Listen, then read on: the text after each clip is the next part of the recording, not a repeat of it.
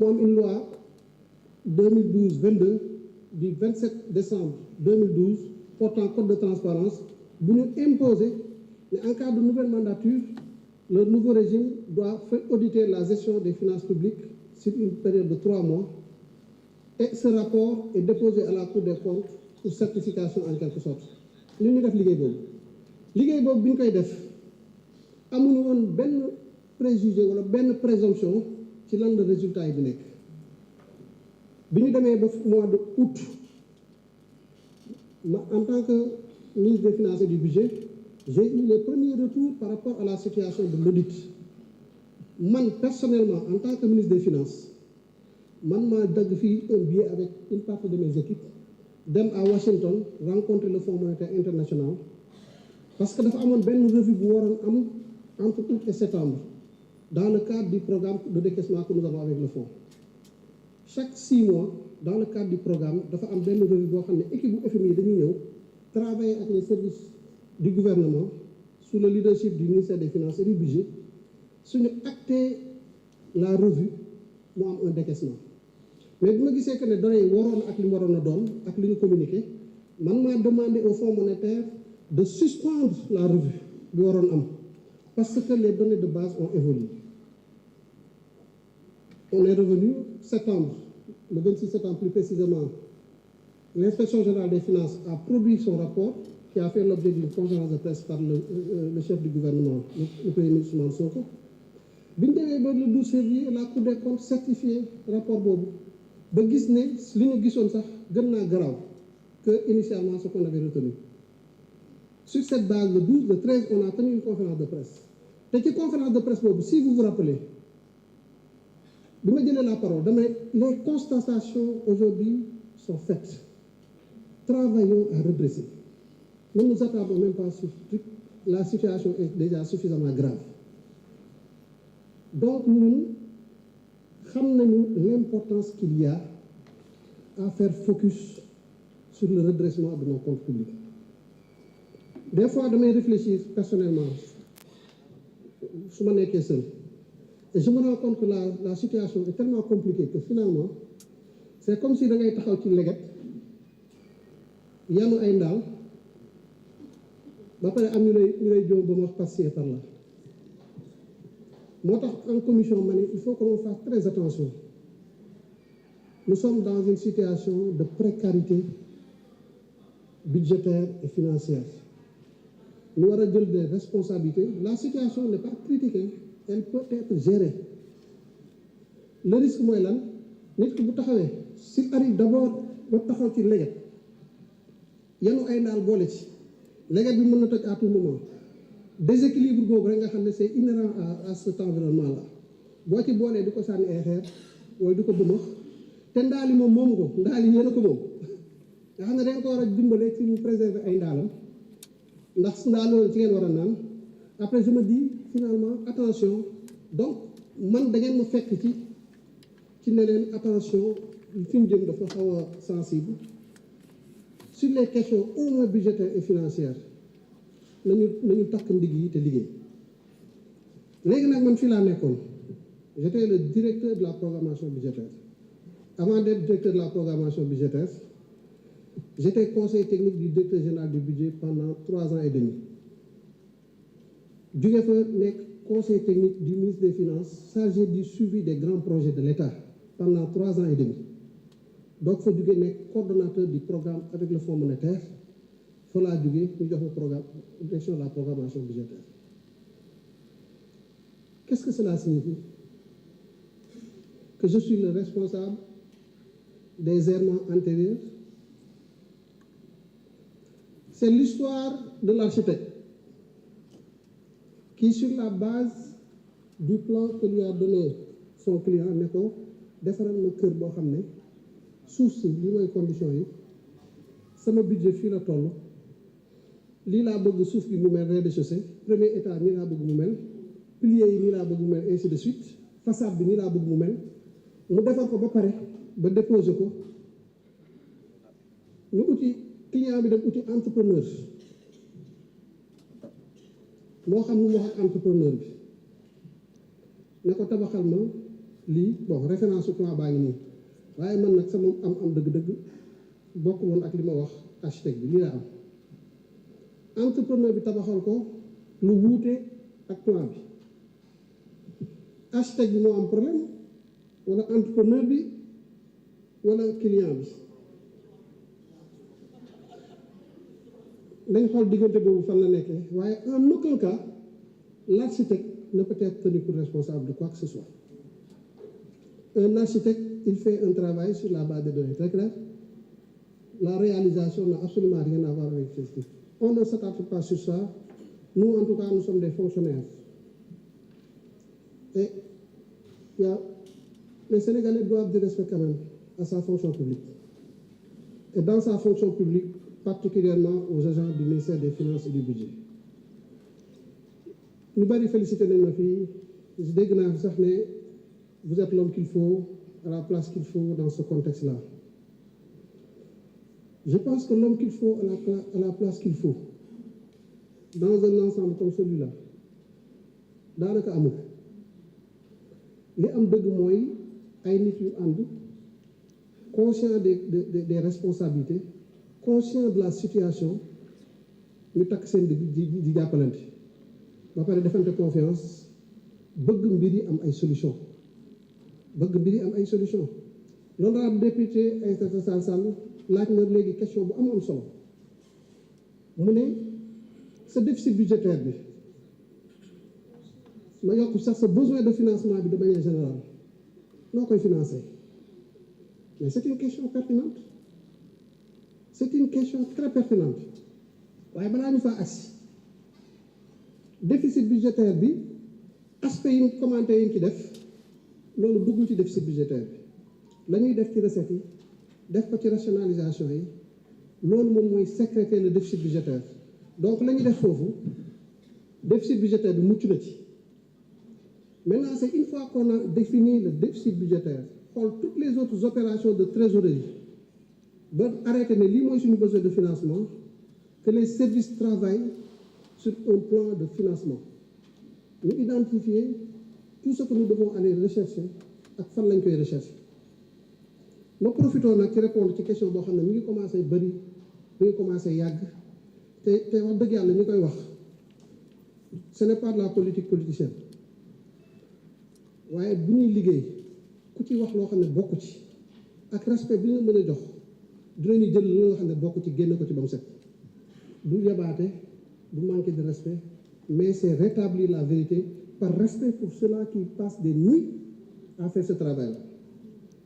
Ñu ngi wax retard yi c'est vrai peut-être que les gens peuvent dire que loi de finances rectificative dafa ñëw en retard mais pendant plus d'une semaine des gens ont passé la nuit au bureau bàyyi seen kër yi pour mën ko am parce que les données ont changé ñëpp xam nañ ne Trump dafa ñëw am une orientation politique bu bees modifier l'architecture commerciale internationale à travers une politique de droit de douane mu am ay implications sur le niveau de production mondiale ñu gis ce qui se passe dans le Moyen-Orient mu am ay implications des implications importantes sur le dollar sur la désarticulation des chaînes d'approvisionnement ainsi de suite bu ñu taxawee foofu ñu defaat suñu programmation gis ne suñu investissement yi suñu production intérieure brute bi dafay wàññeeku de 907 milliards de francs CFA ñu ne loolu kat suñ ko boolee ak yeneen facteurs yi accompagner économie bi suñu recettes yi mënatul nekk fi ñu ko xalaatoon man du ma nekk ministre des finances boo xam ne day dem ba 31 décembre mu xam ne atteindre ay recettes am mu ne nañ jël recette janvier ak février dugal ko ci année bi du ma ko def ce n'est pas de la transparence ce n'est pas de la responsabilité moo tax ma ñëw fii ne 260 milliards yi ñu doon xaar ci recettes yi duñ ko jot c'est de la responsabilité on l'assume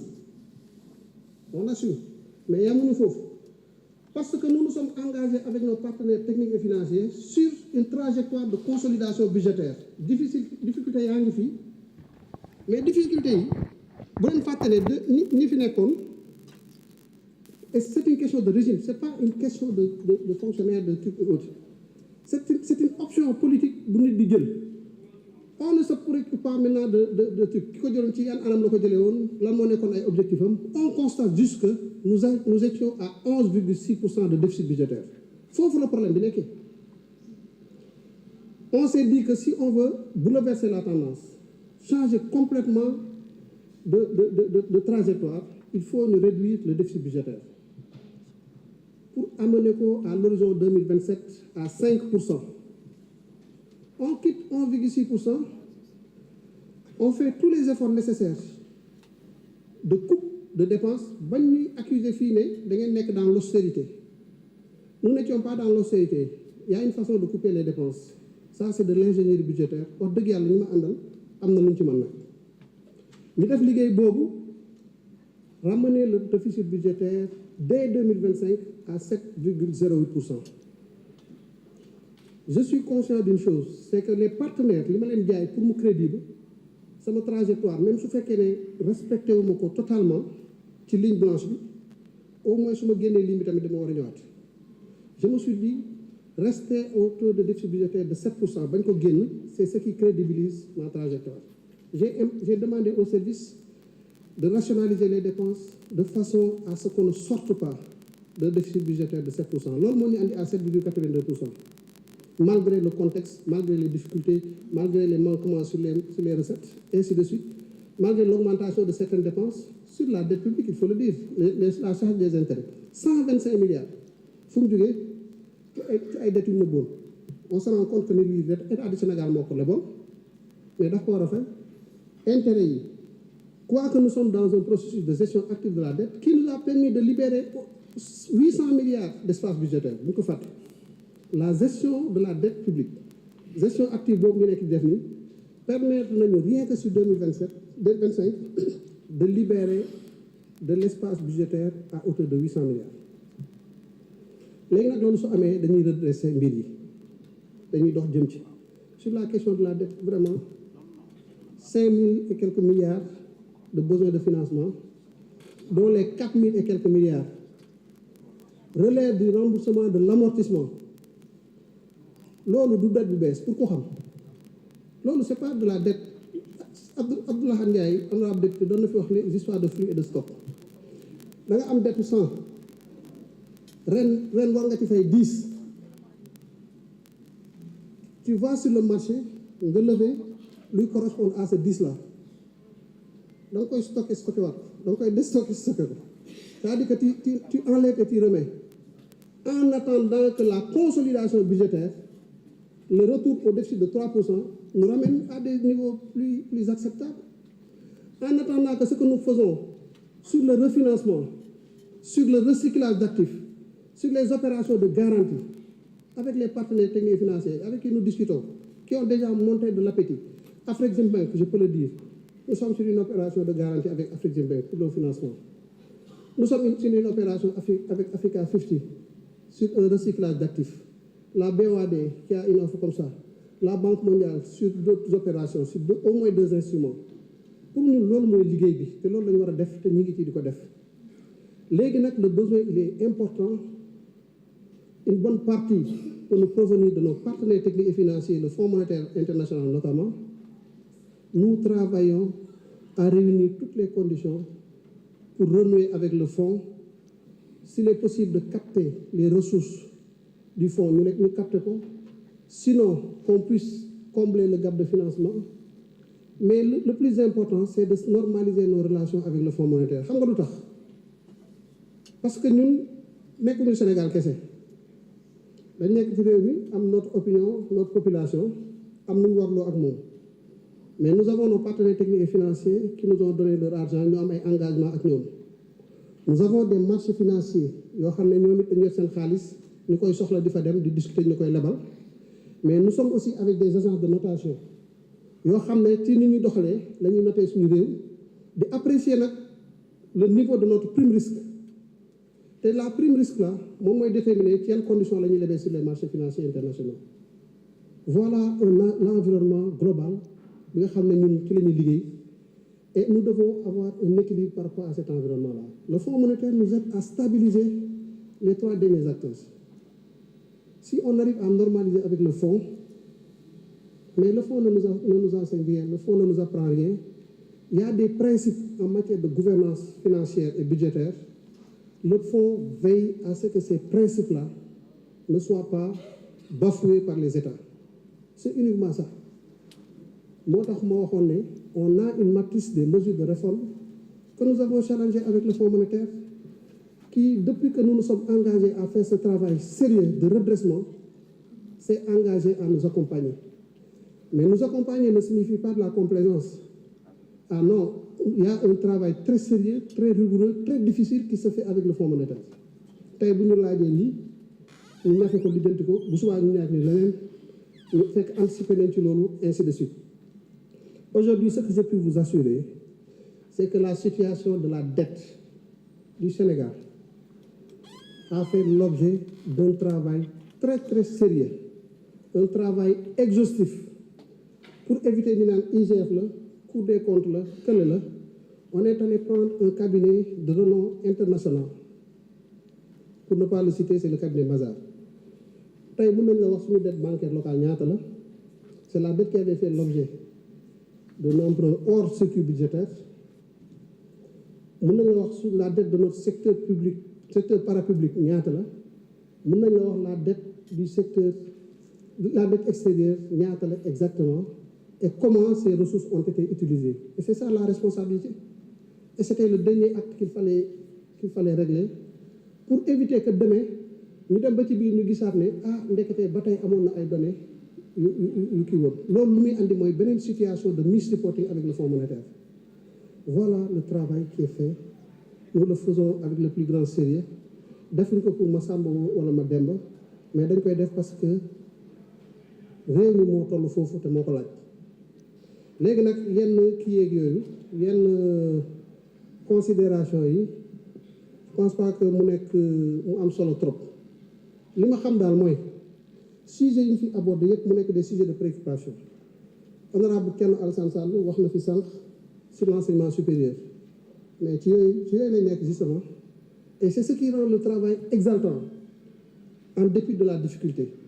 C'est que yaa ngi am ay jafe-jafe ak yooyu, mais malgré tout ça tu fais focus sa kanam. Tu as un agenda national de transformation qu'il faut internaliser. Internaliser, ça, qu'est-ce que ça signifie? Ça signifie que l'agenda national de transformation, c'est une vision globale. Ministère bu nekk, secteur bu nekk, dafa war a internaliser cet agenda-là dans son secteur.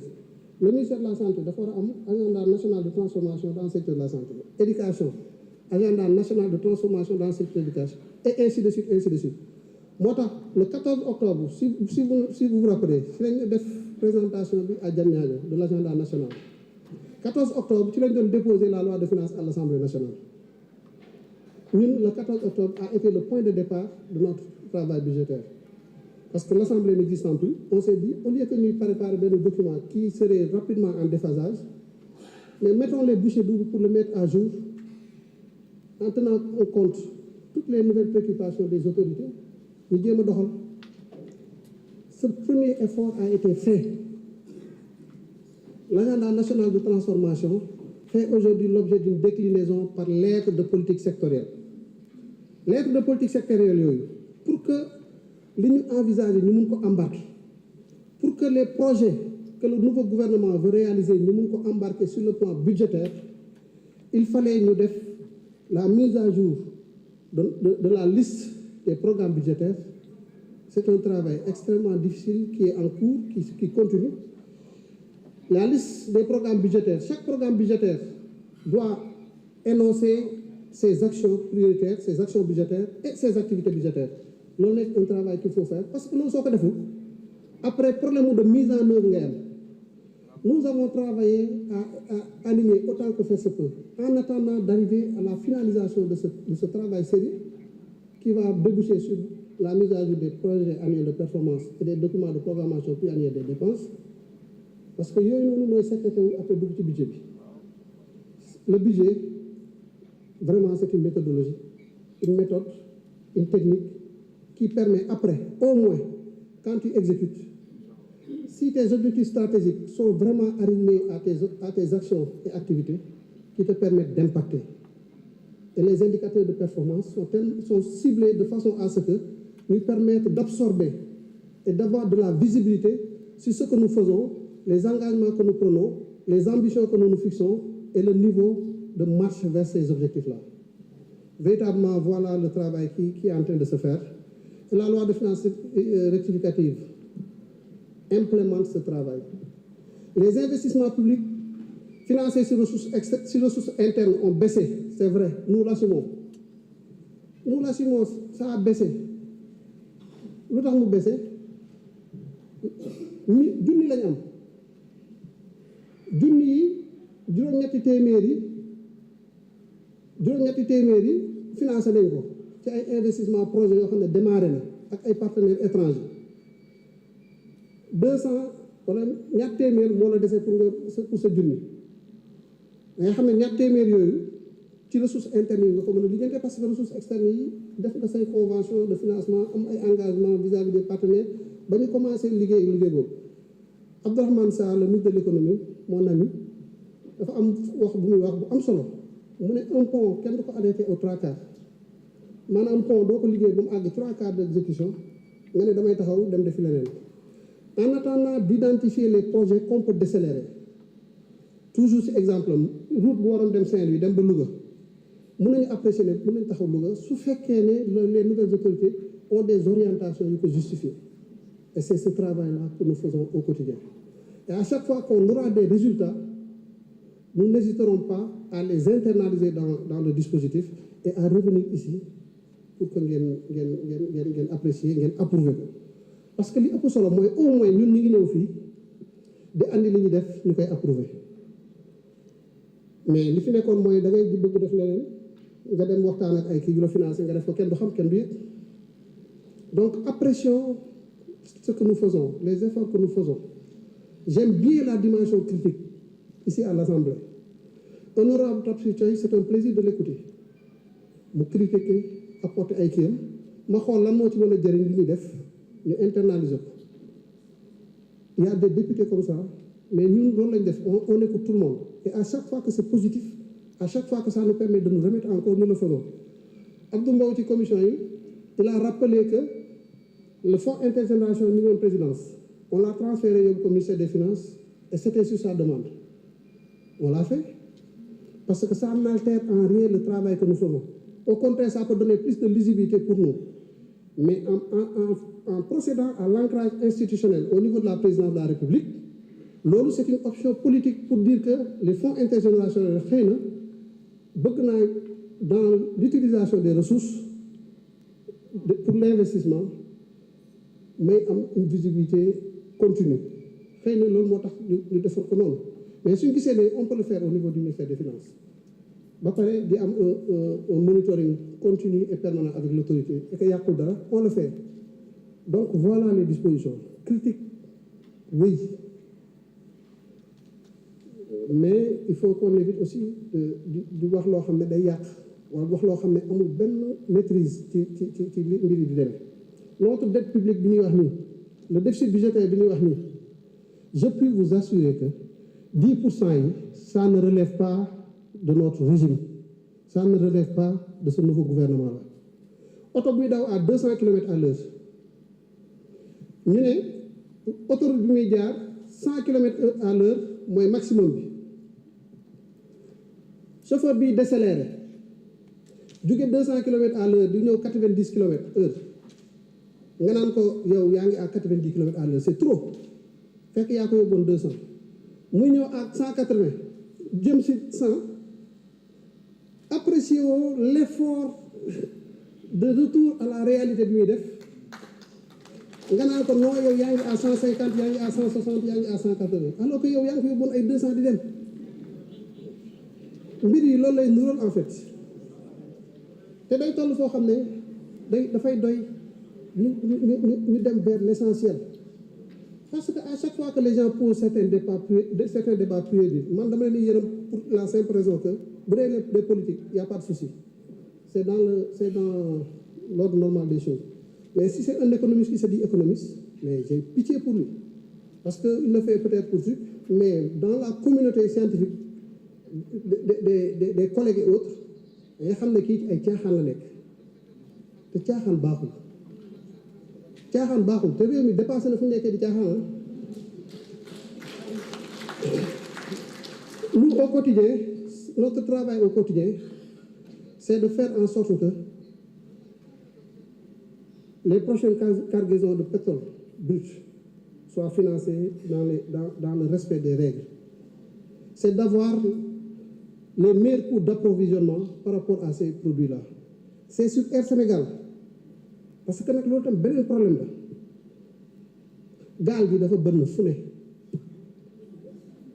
ni ko bënn taxaw di la seetaan ngay fàtt ak ngecc ndox mi di génnee pour mën a avancer ñu nekk di wax yu kenn xamul. Air Sénégal situation bu nekkee nii fi lañ ko fekk en même temps que nous faisons face aux difficultés nous cherchons à redresser Air Sénégal. Nous cherchons à faire en sorte que les appels de garantie ne soient pas une réalité parce que dafa am impact sur la crédibilité de nos signatures. Dette intérieure bi honorable Oumar Sy doon wax effectivement ñuy xool naka la ñuy dans le cadre de recapitalisation ñu embarqué ko. On a déjà mis entre avril et maintenant 15,7 milliards dans Air Sénégal et le pays est en difficulté. En ce moment-là Abdoulaye Ndiaye wax na la poste qu'on traîne. Nous aussi, on essaie de le maintenir en vie en attendant nous avons des résultats beaucoup plus probants sur tout le travail que nous faisons par ailleurs.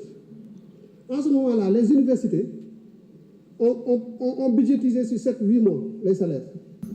Après, tu t'efforces à faire le complément parce que c'est très sensible. Les étudiants, les bourses d'études, des fois, ce n'est pas normal. Des fois, les choses ne sont pas du tout ce qu'elles devraient être. Mais on a la responsabilité d'assumer de façon à traverser la période sensible et après de voir comment mettre de l'ordre. En ce moment-là, les hôpitaux, ils ont des difficultés à faire face. Ce sont les problèmes que nous avons trouvés. Nous avons une kéri, nous avons une fuite d'eau. Ça facture nous 1 million et quelques alors que 100 000 francs nga fait. Da ngay nekk ci yow xool fan la kii nekk fan la boobu ni nekk nga fàtt ko tout en faisant en sorte que quand même kër gi di am approvisionnement bu correct bu normal ngay dem progressivement bu mu nekkee.